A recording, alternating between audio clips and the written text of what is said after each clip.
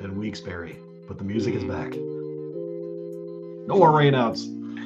Oh, let's get after it. SoCal Saturdays here. We're presented by AmWager. It's the horse racing happy hour. Louie Rabaut, Barry Spears in our usual spot on a Friday. Really happy to welcome in a rain-soaked Jon Lindo. He told me that there is a chance that the sun is creeping through the clouds, or you can see it behind John's shoulder. That is not an angelic vision of Jon Lindo. Rather, that is the sun actually coming out at this point. Jon, thanks for jumping on, buddy. How are you? Doing great, Louie, and good to talk to you guys. It was great seeing you in Del Mar for the Breeders' Cup. Oh, that's exactly right. Last time we saw Jon was at the Turf Rider dinner, which was way more enjoyable than I thought it was going to be, Jon. I'm not going to lie to you. I thought some of the stories were really funny. Rod Laver was there, of all things in the world. I thought that was pretty awesome. And so, yeah, no kidding. Yeah, Barry, same thing. But yeah, no, good to see you at that night. And by the way, you know, Barry, who we really got to meet is the real star of the Lindo household. It's the wife who wins all the awards. And then we've got Jon on our show because, you know, he's not an award winner. And it is what it is, right, Jon? I mean, that's really what happened. I have to drive Miss Daisy wherever she needs to go. So, you know, I have a job. Oh, man, that's the good stuff for sure. But Jon, go ahead and, if you can, for those of us who are outside of California, sort of explain the rain out rules and those kinds of things. Because, for example, we're what's called off the turf at Churchill today, and they're just going to run in the slop. What are the rules out there in California? The protocols in California are the strictest in the nation, not only for racing conditions, but trying to get there as far as workouts and things. In California, we did not have any workouts at Del Mar this morning. The track was sealed. They sealed it after the workouts yesterday. It rained last night. It rained this morning. It's starting to clear out now. But usually after we seal the track, the California Horse Racing Board rule is the first day you cut open the track, which would be tomorrow. There usually is no workouts. So tomorrow there'll be joggers only. And so we have not had workouts. There was a period of 4 days straight where we didn't work out from was Saturday or Friday through Wednesday. We were able to get in some works Thursday. Nothing again today. And again, even if it was raining today, and let's say we're racing and they roll that track sealed, if it was good enough to rain today, right, tomorrow we still wouldn't be able to work on it. So we deal with a lot of stuff out here, and it drives me crazy when I see horses getting over a track at Churchill Downs that they can handle fine. We used to race in the winter here on the rain at Santa Anita. You know, Spectacular Bib was pretty good in the slop, winning the Santa Anita handicap, and so it's just the cards that were dealt now, and it makes it really hard on the horsemen trying to keep the horses fit and ready to go. And right now, especially when most of the horses are stable at Santa Anita and we're racing at Del Mar, you know, if there's any doubt, they're not coming down. So that hurts entries. So we're dealing with a lot of stuff. Dirt only card there tomorrow at Del Mar as well. So part of that. What do you expect the track condition to be by the time we get to race time, post time race one tomorrow? Well, again, they haven't touched it today. I think there's joggers only tomorrow, no works. So then we'll probably cut it open. And when they did last week, it was good under the same type of conditions, and it dried out the fast after 4 or 5 races. Okay. The track was a little bit dead, and then closers did pretty good on that track. So there should be some water in the track. I don't think it's going to be a rock hard surface at all. All right, Jon Lindo with us, hanging out our usual spot here on SoCal Saturdays on the Horse Racing Happy Hour, presented by AmWager, amwager.com every single week. Go check them out right now, live in California, $150 sign-up match right now for new customers, 100% of your deposit up to $150. Check them out. Beautiful, beautiful platform at AmWager and amwager.com. Let's get into it, guys. Race 1 is a maiden 32. We're going a mile on the dirt, as we will for the first 3 races on the card. This is for 2-year-old fillies in this one, and a couple of shorter prices, but boy, odd race means we get Barry Spears because he's an odd guy. But Barry. We'll go inside the mind of Spears later, Jon. It's not going to be good for you. This is a tough one, Barry, because you've got a favorite that hasn't been close in a while, and just an interesting group of 2-year-olds. Yeah, it is an interesting group of 2-year-olds, but I think the horse that I selected, the 3 horse, definitely probable. I think there's no O there, but I think that horse, you know, the 2 races that they ran at the maiden special weight level kind of stand out over the rest of these horses. I don't expect them to have much trouble getting to the lead or near it. And the race is really theirs to win or lose, in my estimation. Throwing the blinkers on is Michael McCarthy. Where'd you land, Jon? Yeah, just looking at the races, The two horses that haven't been beaten at the maiden 32 level are the horses I'm going to look at, and that's number 1, Can't Say That, and number 3, Definitely Probable. They come out of the same race, a sprint, in one of those maiden optional claiming type of races. Neither one were a factor, but I do think Can't Say That wants to go 2 turns. She's by Vino Rosso, so I'm assuming that this is going to be good for her. And the speed ought to come back in here. She's the one to beat. Definitely Probable. I tried her last time. I bet her, and she didn't show much interest at all. I don't know what happened. It was a fast race. At this level, she's going to get first run. I Can't Say That. And I just think they're coming out of the best race. Process of elimination, the 1 and 3. Yeah, I had 1-3 on top of her as well. Bears Board came in 3rd spot for me, John. Just watching that horse early in races at similar levels, I think the horse obviously has ability, just hasn't finished yet. Antonio Fresu keeps the mount here, but should be I think a 1-3 type of setup here, Barry. I know you went 3-1 and 4. What do you see in Jules potentially to hit the board?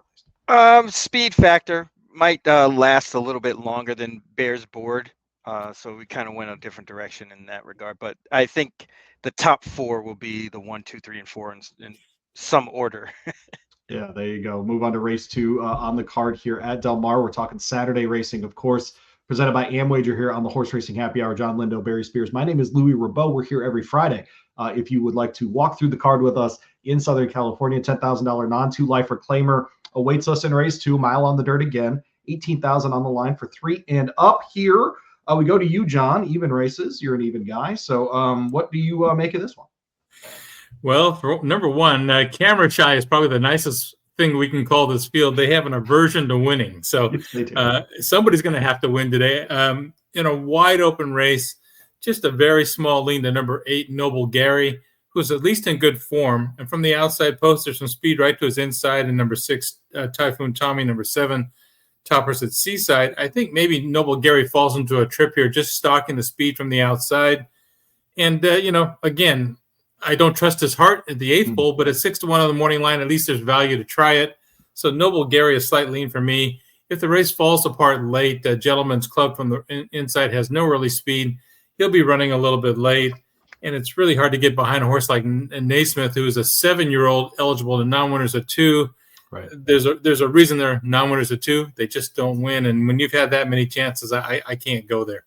Yeah, Naismith now 1 for 22 lifetime, only been in the exacta 3 times, Barry. Interesting, difficult race. You and I have, as this show has gone on throughout the year, once in a while on these races, we land in the same spot. We don't have any of the same 3 horses, and it's not like it's a 14-horse field like we had last week in the claiming ground. This is an 8-horse field, man. Yeah, it's very interesting that did happen. But I landed on Typhoon Tommy. I think we have kind of a lone speed sort of situation. If you look at this horse's maiden breaker back at Pleasanton in 2024 in November, the horse was forwardly placed. And I think the horse has improved since then. So getting back to the dirt makes a lot of sense, and especially the cutback, getting Top Rider in Rispoli. There's a lot going on here. I think they may be lone speed. Brian Corner's number going turf to dirt, not great, but this horse did break its maiden on the dirt up at Pleasanton in a maiden 12-5 back in November of 2024.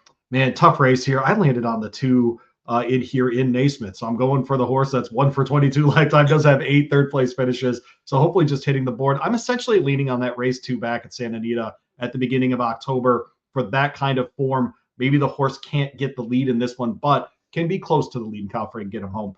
For that one, but boy, just a tough race. If I'm landing on a horse that's 1 for 22, your chance almost certainly to make money early in the early pick 5. We move on to race 3, another one on a mile on the dirt track, at a mile, maiden 50 in here. $33,000 is the purse. John, I always ask this when we go around the country with these shows: is maiden 50 the highest level of maiden right now in Southern California? They've written another condition. The maiden optional 62.5. This is like a maiden special weight for horses that have sold for a certain amount of money. They're trying to write the I don't want to run against Bob Baffert maiden special weights. And they put the optional $62,500 tag. So that's the highest one. At Del Mar in the summer, they'll run a maiden 80 and maiden hundreds for the 2-year-olds, just again to protect them as they get started. But in general, maiden 50 is probably the upper level in Southern California. Who'd you land on here? In a wide open race, I like the pattern of number 5, another Juanito. 2 sprints to a route.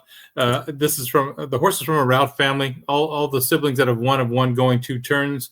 I like trainer Victor Garcia, a guy that he's kind of an under the radar guy, but they're not afraid to cash tickets. And this horse has the right kind of pattern. Had 2 sprints, now a long work pattern to stretch out. I think we're going to see a better race out of the horse on Saturday. 5-2 is I wouldn't take anything less than that in a wide open race, but I do think he'll run better. Number 1, Classico comes out of the best races, drops in for a claiming tag.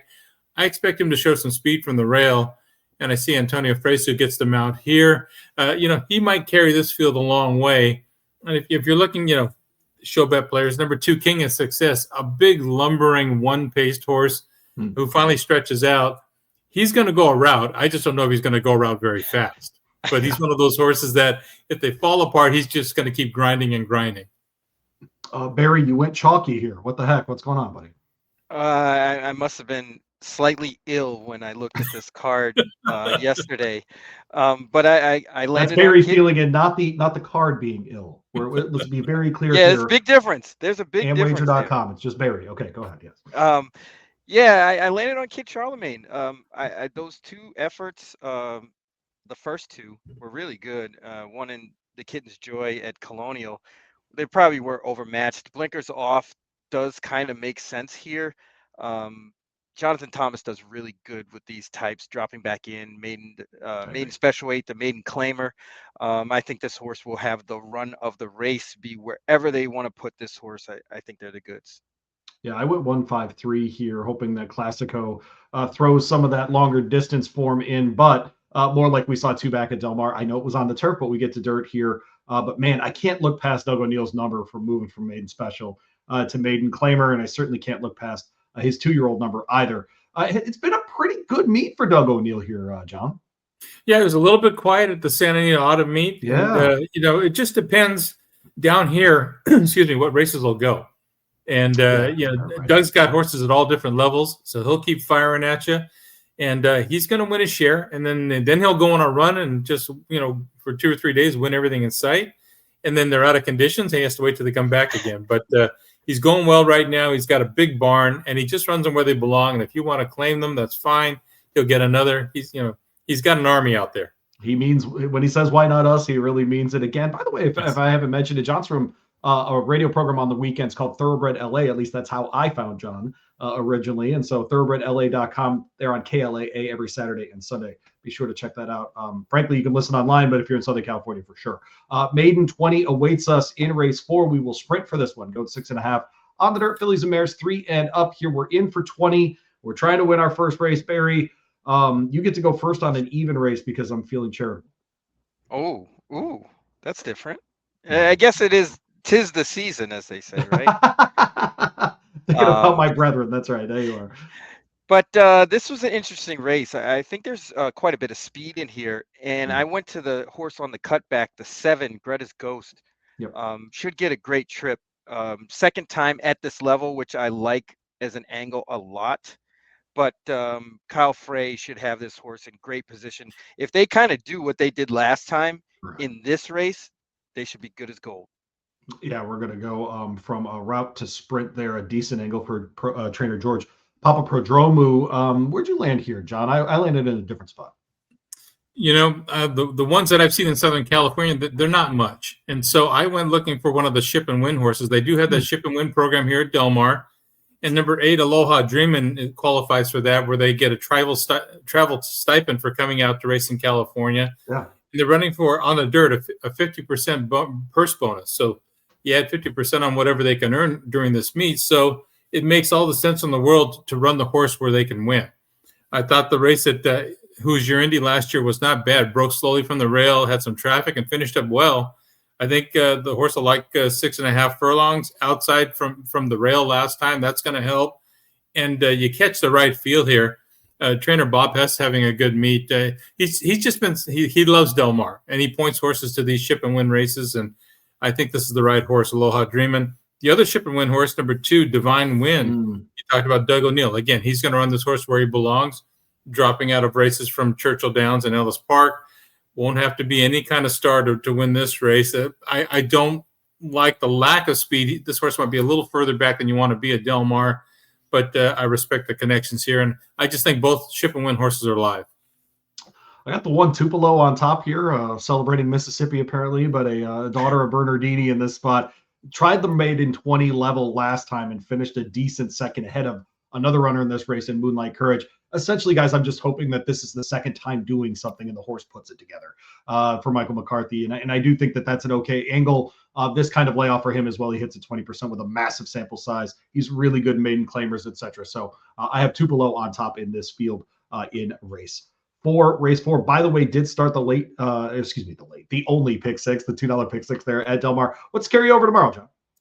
51,879 in the pool. It was supposed to go Friday, but obviously they canceled, so it carries to Saturday, so it gives us something to play for the back half of the card. There you go. So I was 187 there, Barry 7, 4, and 8 in a race 4 again. John's going to try the 8 on the outside in Aloha Dreamin' and the 2 Divine Wind in the beginning of the pick 6 there. Late pick 5, of course, starts in race 5, 50-cent minimum there. 12-5 maiden claimer here, 5.5 on the dirt for this for Calbreds, Fillies and Mares 3 and up on this one. And John, this is, we've been doing the show since February, looking through the card every week in Southern California, and a couple of things stand out as far as which races draw the biggest field sizes. And certainly turf racing in California is always going to draw nice fields, and that's where we're going to see the bulk of, I think, the best betting races. But boy, some of these claimers, when we get into this sprinting kind of stuff, especially with the movement of the Northern California horses, it's really worked. It's worked out into a nice group of horses, frankly. Yeah, that's the key. This is a new condition that wouldn't have been run at Del Mar in previous years, but with the cessation of the Northern California racing, they've added these maiden 12-5s, and you add a Calbred condition to it. Right. So now you get some of those horses that maybe were running at Los Alamitos, or maybe you had to go do Turf Paradise or something like that. You've got a place for these horses to run. They're not run that often, so when they do, they flood the entry box. Got a field of 10 in here. And the first thing I look for is a dropper, somebody who's, all right, we're going to get a lot of horses that maybe are coming up trying to fit on the circuit. Well, number 6, Amelia Zecco has been running in tougher races, comes out of a maiden 50 last time.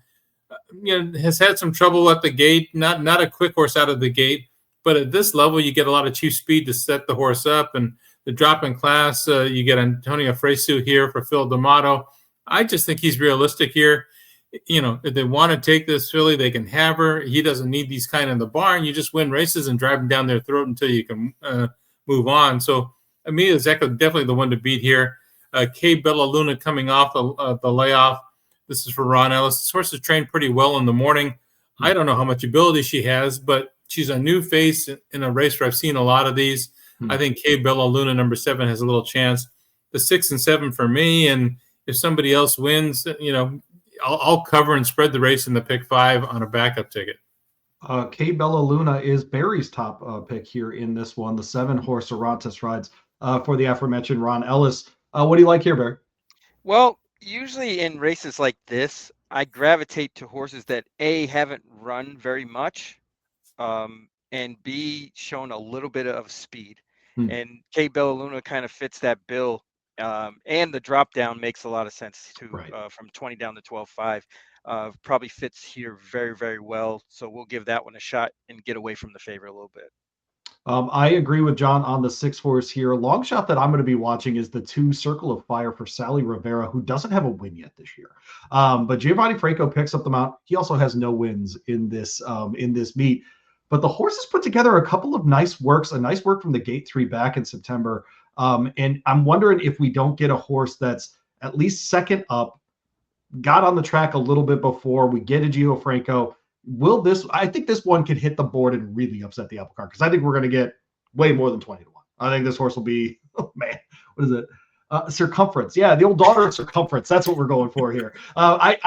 I think we're going to get like a solid 55, 60 to 1 on this horse. And I think it's one that can absolutely hit the board second time out. So just a heads up, that's my very, very random long shot of the day, is the 2-horse in race 5, if anybody's interested in that. SoCal Saturdays rolling on. Louie Rabaut, Jon Lindo, and Barry Spears here. We're presented by Amwager and Amwager.com. Race 6 starts the late pick 4 as well. 25 claimer here. You can get down to 22-5. with some weight allowances. This is again for non-2 lifers. We're going 7 furlongs, the full use of the chute there, at Del Mar on the dirt. Fillies and Mares 3 and up, which have never won 2 races. A lot of these today. Barry, I'm going to let you go first in an even race again. The charity is coming through. Yeah, this one I really couldn't get around the favorite here or the second choice. I think this is a real straightforward race with Headstrong Ways kind of leading the way, probably lone speed. If they aren't, they'll be right up close and should be able to stalk and pounce pretty easily against this group. I can't get around the 4 either, finishing second in Freya. Has the second best kind of record in this race and second best sort of activity, the way this race is going to be run. It looks like Freya is going to easily finish second, and then we're just going to round it out with the third choice, Exington for third, just kind of to pick up the pieces late. What do you think, John? Chalky race here? I think so. I think Barry's on the right 2 horses. I went the other way. I put Freya on top. First time dirt for her. She's by Smiling Tiger, who gets, he's known as a dirt sire basically in California. So I think that may actually help her. She's trained well enough on dirt. She had a little trouble last time leaving the gate. When she breaks, she's got some tactical speed, and at 7 furlongs, I think is a good trip for her. She's got that long run down the backstretch to find a spot. So Freya for me, Headstrong Ways did nothing wrong last time. A solid second at the level. She was stepping up out of a maiden 12-5 win, so that was a big jump for her, and she handled it. So if she can repeat that, she's the one to beat. She should have a little company with Severe Clear, maybe pushing her from the outside. Right. One thing to look for here, guys, watch the start of number 3. Girl Can't Help It. She may be the worst gate filly I've ever seen. I've never seen anybody break slow as often as she does. She has a little bit of ability, but I guarantee you she's going to get left here at the start. That's just what she does. Comments in the form are ridiculous. The comments are incredible. They're incredible. Off slow, off slow, off slow, off slow, dwelt, step slow, hesitated, bit slow, dwelt, off slow, 11 races. That's where they should be taking bets. That's where the bet should be taken on whether she breaks slow or not. Oh man. We were at the track a couple of weeks ago, and the group next to us was doing the old everybody throws in $5 a race. And the first horse back after a race gets the pot. I don't know if you've ever played this game before. It's a spectacular game. That feels like the kind of horse that doesn't want to draw down, right? It's just going to be like, all right, I hit the line. I'm done. I'll be back. That's the horse you put the $5 on. That's exactly right. There you go. But yeah, I largely landed in the same spot. Girl Can't Help It though, John. If she gets the engine going at the end, can she pick up the pieces here? She actually has a little bit of a late run. Yes, I mean, if they fall apart, she could impact the Exacta try. I just don't trust her. She's going to have so much to do turning for home, but she's not impossible. Late pick 3 up next, John. And I wanted to ask for those of us around the country who have enjoyed it, the late pick 3 going to the $3, going to the 15% takeout, I think is just such a huge positive. I'm going to pick on Southern California a little, especially when you don't always have a big field in all of the legs. It does force you to be a little more tactful in what you're, which opinions you're pressing, essentially. Generally speaking, though, when you talk to people out there, have they been happy with how this wager's gone? Because I really hope they are. Absolutely. It was created for a couple, and I give Santa Anita a lot of credit. They're the ones that created this wager. They made it a $3 minimum, a 15% takeout, and they made it a retail wager. You hear all the talk about the CAWs and the late odds changes and everything else. Del Mar started shutting off the win bets at 2 minutes to post during the summer. When we saw the first couple of weeks, it was so bad. It was very bad. And that helped stabilize that pool. Santa Anita came back with this wager, a retail wager, and I find myself playing more and more of these retail wagers that take that out of the equation. So good for them. I like it. I'll play the wager as long as I can find a sequence that I like.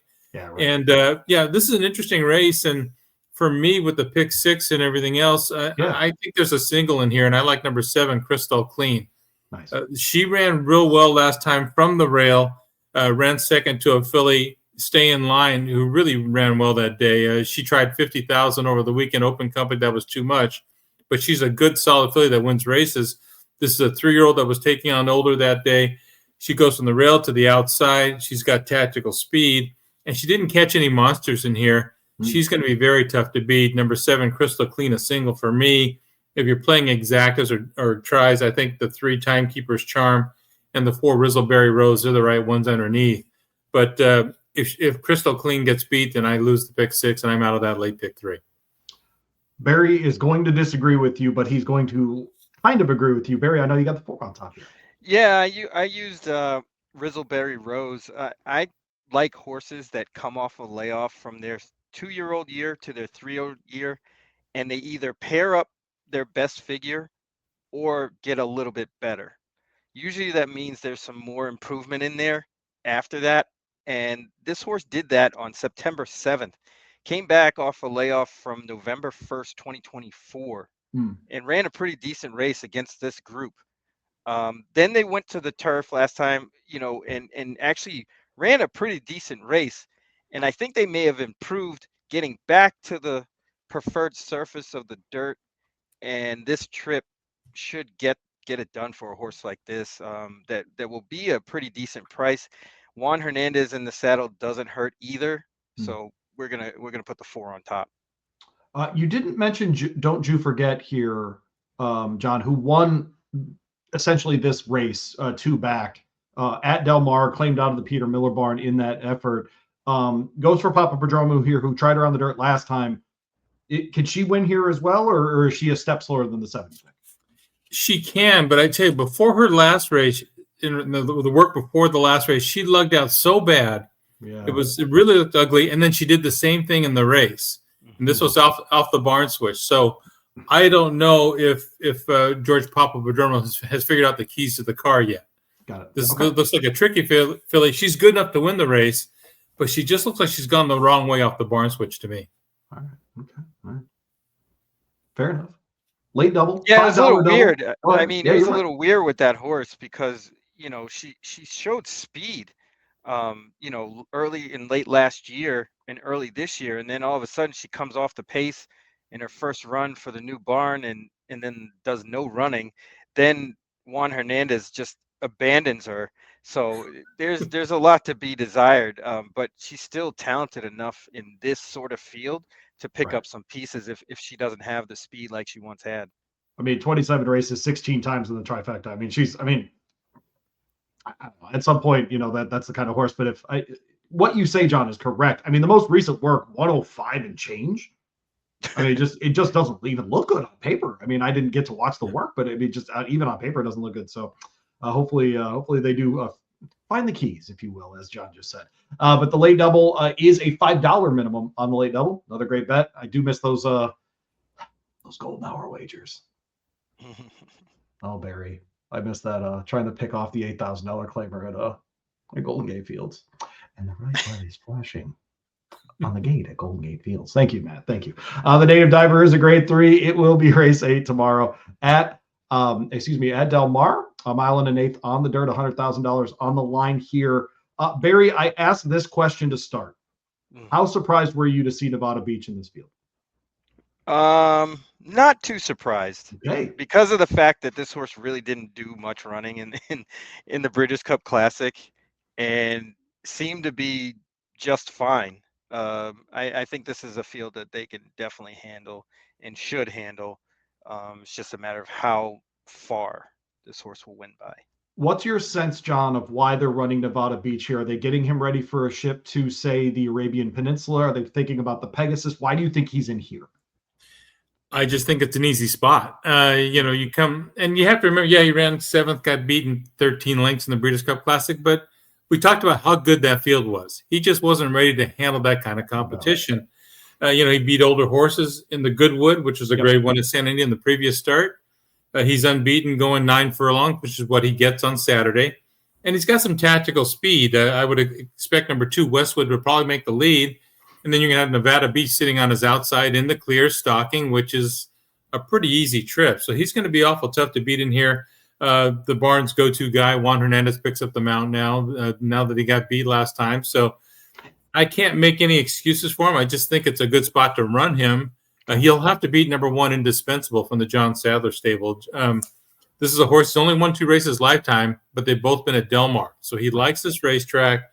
And he's got some tactical speed from the inside. He can go, but he does have a little finish in him. he'll probably be stocking the top 2 horses and try and make a run for home. And if Nevada Beach doesn't fire, if that last race took something out of him at a short price, then Indispensable is the logical one, to pick up the slack. And to me, it's a 2-horse race, and that's it. I just think one of the others is going to win. That would give Nevada Beach 3 stakes wins on the year. Of course, the listed Los Al Derby in June before winning the aforementioned Grade 1 Goodwood at Santa Anita in September. Did try the Breeders' Cup Classic last out. Yeah, as you mentioned, John, 4 horses finished in sub 201. I mean, like at some point, it's just a great race, and you're just not going to keep pace in some of those. If you were playing a cold exacta here, though, John, what would you play? Just 3-1, because I don't trust Indispensable. He's not real big on winning, and if you fight him, I think you can beat him. Okay. How about for you, Barry? Are you going to try to beat the 3 here, or we use the 3 on top? Yeah, 3-2 cold. I think Westwood in that race over Breeders' Cup weekend kind of was against the track in that race because early on speed was doing pretty good. The track didn't seem quite as fair as it was later on in the afternoon, and I think Westwood stands a pretty good shot to hold on for second. If Westwood tries the splits that he did in his maiden win, John, does he have a shot to be? Because if people don't remember, Westwood's one of those horses, ran in the Santa Anita Derby as a maiden, and then came back in that in the affirmed, and then broke his maiden after that. They tried to do that with Publisher the other day here in town in Louisville, didn't work. But is there a world in which he runs back to that form from his maiden win, and he's actually the one on the lead when we turn from? I think he could possibly make the lead. You have to remember, this was the workmate for Baeza all spring and summer, and so he was kind of getting beat up by a pretty good horse. And when that happens, you kind of have to teach this one now how to win. So he broke his maiden, and he's done okay against winners, but he's kind of loomed up and kind of waited like, okay, now's your turn, and you just have to get him through that. And that's what John Sheriff's job is to do. Maybe you just put him on the lead, see if you can get clear, because that's how he won before. And if he does that and wins again, then now we know his running style. He has to be on the lead. If I'm the trainer giving instructions, I would just tell Umberto Rispoli, put him on the lead. I think you'll make the lead in here. See how far he goes. Do you think British Isles runs in this race? I don't know. I mean, he'll run all day. He's never been on dirt that recently, at least. I was going to say it's been a minute, he struggled against allowance horses. I think he just filled the field here. I really do. Yeah, okay. That was kind of what I was wondering. I love the closer on this card. It is race 9 again. This is SoCal Saturdays on the Horse Racing Happy Hour Network. My name's Louie Rabaut, alongside Barry Spears, our friend Jon Lindo, sitting in this week because it's raining in California. That's why. That's how we get John. It has to rain for us to get John. It's never a good thing for John if he's on this show. Maiden special to close the card, $60,000 on the line. Did get the note, John. We're going to be seeing $70,000 maidens at Santa Anita coming up here. Yes, they're boosting that purse a little bit to start the Santa Anita Winter Meet. Some of the purses are up, and they're trying to concentrate on some of those allowance and maiden races to get some of those better horses out here. Unfortunately, some of the cheaper claiming races, they're going to actually be down a little bit, but overall purses are going to be up 5%. We'll take anything we can get out here. Remember, we have no purse enhancements from ancillary methods of purse. So we're based on handle, and that's what we have to do. Reminder, John, of course, thoroughbredla.com. Go check them out every Saturday and Sunday, an hour on Saturday, 2 hours on Sunday with their program. Did I remember that correctly? I do, right? Yeah. Yes, 9 to 10 Pacific on Saturdays, 8 to 10 Pacific on Sundays. Don't hit that too hard. That's soft right there. Bald, and there's something in here. That's right. The closer, like I said, a maiden special. We're going 6.5. Barry, 2-year-old race here, and I think, frankly, a really fun one. We get the return of Blacksmith. Lost to Acknowledge Me, Please, last out. I cannot remember the last time, by the way, a Baffert first-timer who has decent works at 8-1, John, on the outside. I cannot remember it at 8-1 for sure. I was stunned that this horse wasn't second choice. Barry, where'd you land? I was stunned until I looked at the pedigree. It's really like a turf horse. That's probably why. But knowing Baffert, this horse probably has a ton of speed. It'll win the Derby, and we'll get it done. But I picked your Derby winner. Yeah, right. Yeah, I went with Authentic Patriot. Kind of doing the same thing. Looking at the workouts, it seems like this one was working just slightly better Yeah. than the outside horse and even the 3 Blacksmith. So I put that one on top, and I kind of like the 1 I do Essos a little too. bit. I do. There's some precocity there. I think one sibling won first time out and another finished second. So this horse has some speed in that pedigree. There's not much to go off in this race. Why not give a horse like that a chance? I think Essos' work from the gate going 6 furlongs is a sign from trainer Mark Glatt that he thinks he's got something on debut here. John, where did you end up landing? Well, again, Baffert has 3 in here. He's got Blacksmith, Authentic Patriot, and Winston Avenue, and they have been working against each other. Back on October 27th, Winston Avenue worked with Authentic Patriot. I thought Authentic Patriot was quick, but Winston Avenue was slightly best. And then Winston Avenue worked with Blacksmith, and that was back on November 5th. Blacksmith was a little better there. So if you just kind of go by the order, and then you see Hernandez on Blacksmith, he's probably the right horse. He's got a good race, at Santa Anita. He's the one to beat. I think Authentic Patriot may be the quickest of the 3 Baffert horses. He might be on the front end, but if you're trying to beat the Bafferts, I think Essos is the right horse. He's been working with So Happy, who's also in this race, number 8, and he's been better than So Happy a couple of times. He's got a little finish in him. I wish he wasn't on the rail because I don't think he's really, really quick. So he'll have to work out a trip from the inside. But again, Antonio Fresu is one of the go-to guys for trainer Mark Glatt, who can win first time out. 12-1 is too big a price. Yeah. I made it the 3 Blacksmith over the 1 Essos. And I just give Essos the best chance to beat the all 3 Baffert horses. Between the 2, then, Authentic Patriot and going to the outside to Winston Ave, which one would you lean on more, do you think? Just because of the outside post, I think Winston Avenue, I would give a little, just because he's going to get a trouble-free trip out there. I don't know if he's good enough, but the outside where the air is fresh and clear, as Marty McGee always says. He does say that. That's true. There are other interesting ones in here, Barry. I know you landed a 4-1 and 3 here. Is there someone else, though, that might fill out, like, say, a get-out superfecta kind of play for anybody? The 5 Robusta has some okay works in there. I don't know how consistent this horse is, at least at this point. I mean, even the workouts don't look all that consistent. But at a price like that, I kind of have to throw that horse in there, I think. There you go. Are they planning to be back on the grass on Sunday at Del Mar there, John? Yeah, I think there's 5 grass races. They drew Sunday and Monday, and I think there's another 5 on Monday. We need to get those races back on the grass. We're really backlogged with turf horses out here. So racing secretary David Jerkins is doing the best he can. If it stays dry between now and Sunday, I don't think there'll be any problem getting on the grass. And fingers crossed, because if they come off that race, that card could fall apart on us. Oh, yeah, it really could. Thoroughbredla.com for the great stuff that John and his compatriots are doing out there. John, I'm going to make you wait 2 minutes because I'm going to have Barry give a love poem to Del Mar. I think you should hear how much he enjoyed being out there. Oh, man, it was so spectacular. This was my first visit.